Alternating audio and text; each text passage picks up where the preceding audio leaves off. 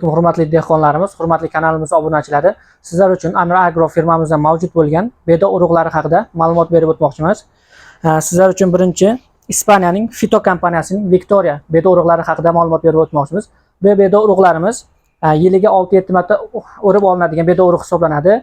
Gektariga 450 tadan 500 tagacha beda pressini ham olsangiz bo'ladi. Bu bedamiz suvli yaxshi joylarga 25 kilodan 30 kilogacha urug'ni sepsangiz bo'ladi.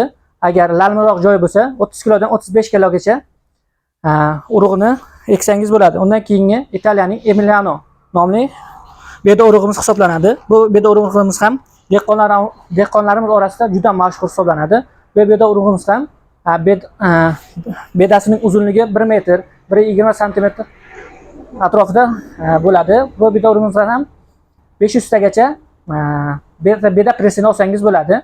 Gektar yiliga 6-7 marta o'rim olsangiz bo'ladi. Undan keyingisi Italiyaning Gia bedasi. Bu ham dehqonlar orasida juda mashhur. Gektariga 25 kilo, 30 kilogacha eksangiz bo'ladi.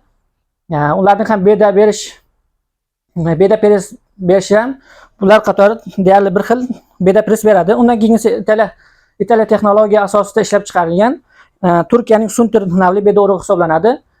Bu beda urug'imiz ham sifati juda yaxshi, a'lo darajada bo'lgan beda urug'imiz hisoblanadi. Bu beda urug'imiz ham gektariga 30 kilogacha eksangiz bo'ladi. Uning bo'yi ham 70-80 santimetr atrofida bo'ladi. Undan keyingisi O'zbekistonimizning Messi beda urug'larimiz hisoblanadi. Ular ham yiliga 5-6 martagacha o'rim olsangiz bo'ladi. Lalmiz joylarga ham juda zo'r tushadi.